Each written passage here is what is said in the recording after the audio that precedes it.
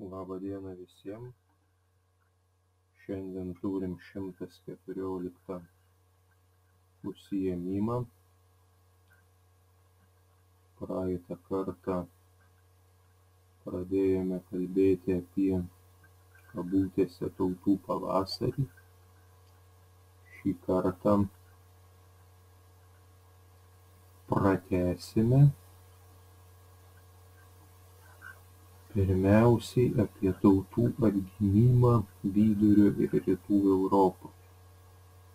Taigi romantizmui darant įtaką prasidėjo tautinis judėjimas Rytų ir Vidurio Europoje bei Balkanuose. Daugelis čia gyvenusių tautų viduramžiais buvo sukūrusios savo valstybes, tačiau 15–18 amžiuose prarado savarankiškumą, įėjo į Rusijos, Turkijos, Austrijos imperijas bei Prūsijos karalystės sudėtį. Lenkų, čekų, vengrų ir kitų tautų nacionalinį atgimimą paskatino didžioji Prancūzijos revoliucija, laisvės, lygybės bei brolybės idėjos.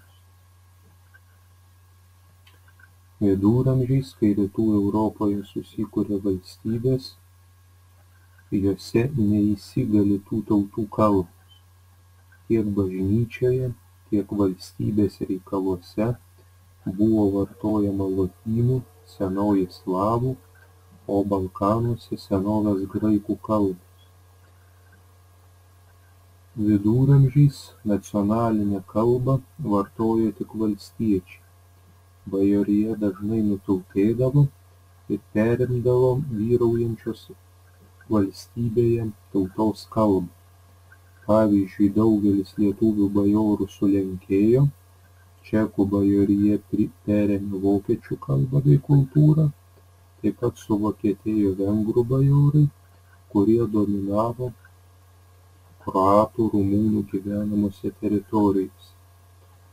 Latviškai ir estiškai daugiausiai kalbėjo tik valstiečiai, nes jų gyvenamose teritorijose dominavo vokiečių feodalai arba rusų didykai, o ukrainiečių žemėse lenkų bajorija.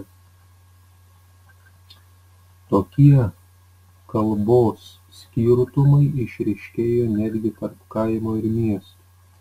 Rytų Europos miestuose vyravo gyventojai kitataučiai. Lenkijoje daugumoje miestų dominavo vokiečiai arba žydai. Vengrijos miestuose, kaip ir Čekijos, Latvijos ir Estijos, gyveno vokiečiai. Lietuvos miestai tautine sudėtimi buvo itin margi. Juose gyveno lenkai, žydai, vokiečiai. Tik antroje XIX amžiaus pusėje, prasidėjus pramonės perversmui, vis daugiau valstiečių kėlėsi į miestus. Tautiniam judėjimui prasidėjus, visų pirma buvo raginama gaivinti nacionalinę kalbą, vis plačiau ją vartoti, siekti, kad tautos gyvenamoje teritorijoje ji taptų valstybinė. Tauta gyva savo kalba, kabutėse. Toks buvo prasidėjusio tautinio atgimimo šūkis. Visuose Rytų Europos kraštuose buvo pradėti steigti nacionaliniai teatrai, muziejai, plito nacionalinė literatūra. XIX amžiaus pradžioj tokiam nacionaliniam atgimimui Lenkijoje ir Vengrijoje vadovavo bajorija bei inteligentija. Kitose tautose, pavyzdžiui, Čekijoje, Rumunijoje, Lietuvoje, Latvijoje arba Estijoje, kurių valdantysis sluoksnis buvo visiškai nutautėjęs, nacionalinio atgimimo puoselėtojais dažniausiai tapdavo iš valstiečių arba miestiečių kilę inteligentai.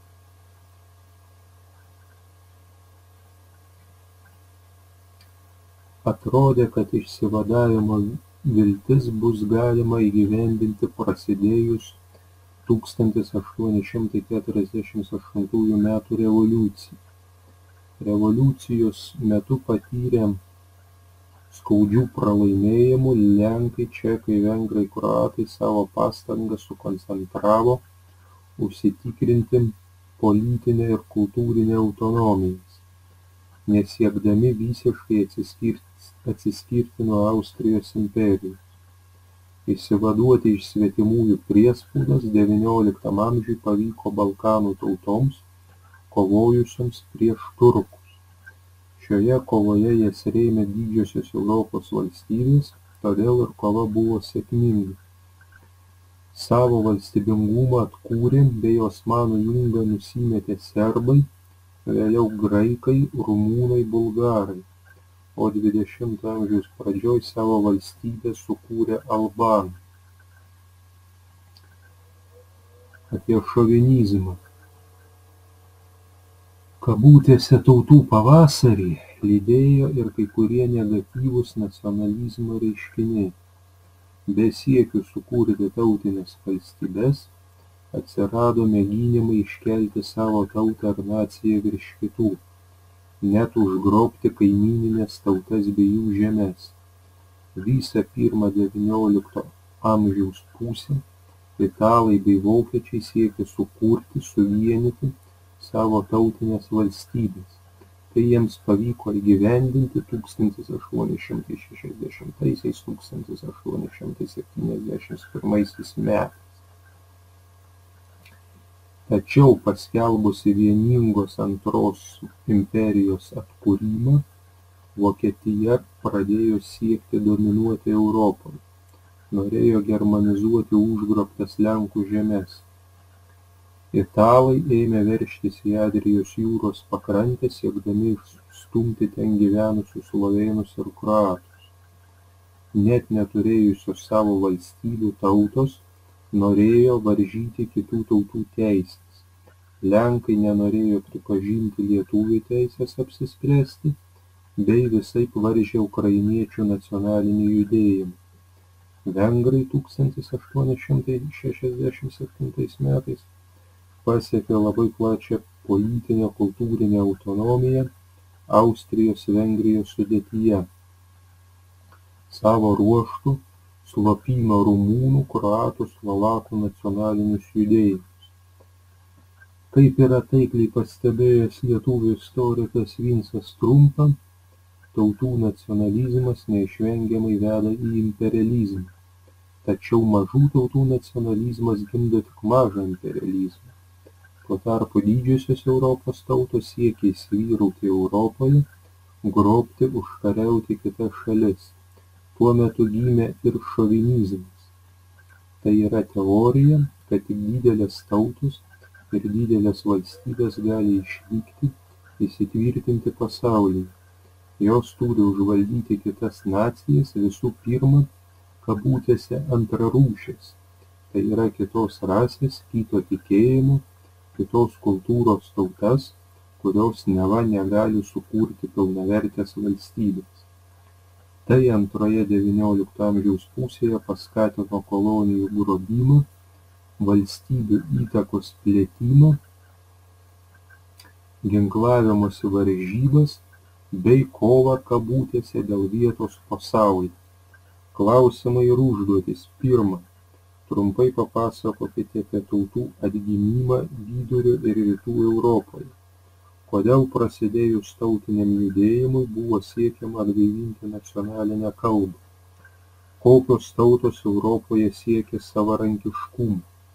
Pasakokite ir atsakykite remdamiesi pateiktą medžiagą ir žiniomis. Antra, trumpai papasakokite apie šovinizmą. Kokie buvo neigiami nacionalinio judėjimo bruožai? Pateikite konkrečių pavyzdžių. Pasakokite, atsakykite, pateikite, remdamiesi pateiktą medžiagą ir žiniomis.